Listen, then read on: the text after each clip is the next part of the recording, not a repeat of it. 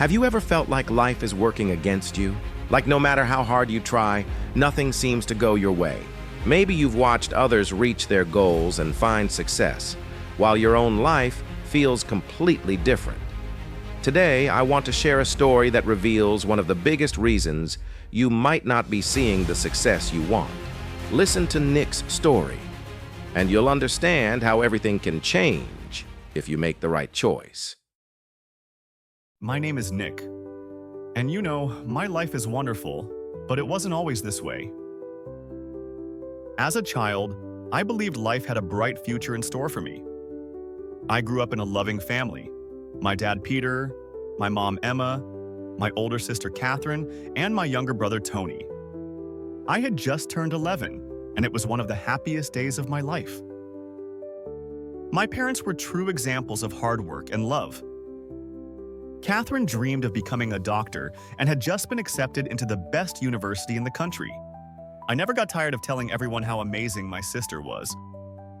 And my brother Tony, I simply loved playing with him. He was always a great little brother. But our happiness crashed into a wall that September night. While our parents were out celebrating their 20th wedding anniversary, we stayed home with Catherine. Late that night, my brother and I fell asleep, waiting for them to come home. But in the morning, we woke up to the sound of crying. Catherine was sitting on the floor, sobbing.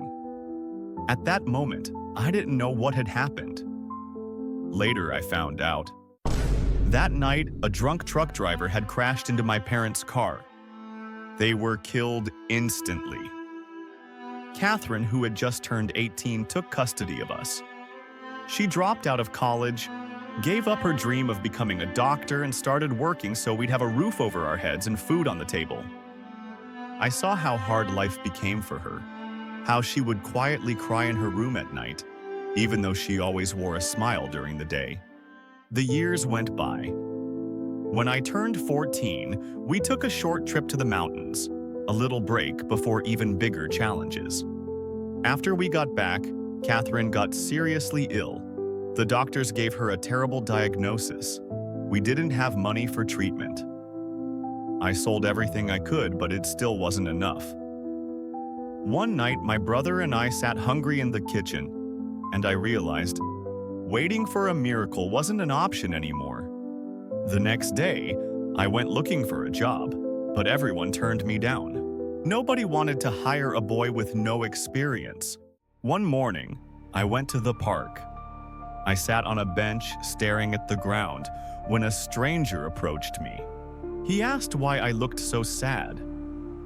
I told him honestly that I needed money but didn't go into details.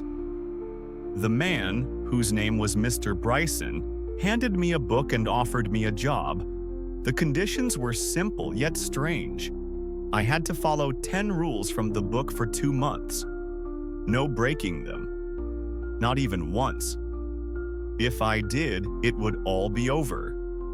The rules seemed ridiculous. Wake up at 5 a.m., run every day, read for at least an hour, learn something new, and never lie. Not even about small things. I wanted to cheat, but I couldn't let my brother and sister down. The first month was pure hell. Waking up before the sun, working, running, reading, no breaks. But Mr. Bryson was generous. The pay was enough to cover my sister's treatment, food, and rent. Catherine started getting better.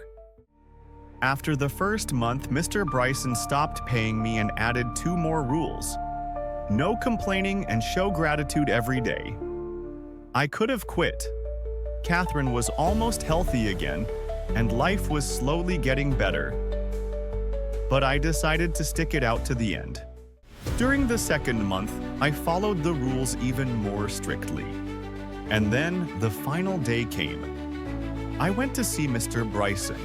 He looked at me carefully and said, "You passed the test." He told me he had known my story from the very beginning, and that he was the one who had actually paid for my sister's treatment. The salary he gave me would have only been enough to survive a month. It turned out that Mr. Bryson was the owner of the biggest insurance company in the region. He said, "You've learned the most important thing: discipline and perseverance. That's worth more than any money. Now, after you finish school, you can start an internship at my company." And I agreed. After a few months, Catherine fully recovered and never fell seriously ill again. Several years passed.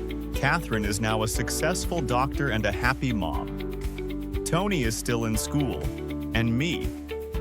I'm one of the top managers at an insurance corporation. Mr. Bryson sometimes jokes that it's time for me to start my own company. And you know what? Maybe he's right. In the evenings, when I sit on the porch of our new house watching Tony play with the kids, and Catherine laughs in the kitchen, I remember that day in the park, the old bench, and the book of rules. And I realize, sometimes the greatest miracle begins with a small choice: not to give up. This story shows that motivation gives you energy and drive. It gives you a deep why, a reason to push forward, someone you're doing it for, and a reason you can't give up. But discipline is what keeps you going when that motivation fades. Discipline doesn't depend on your mood or circumstances. It reminds you of your goal every day and pushes you to act, even when it's hard or you don't feel like it.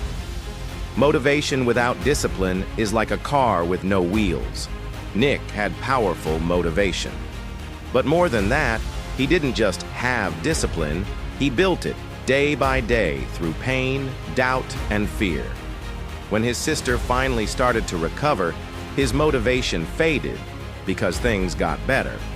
But it was discipline that carried him through to the end, that kept him going when he could have quit halfway.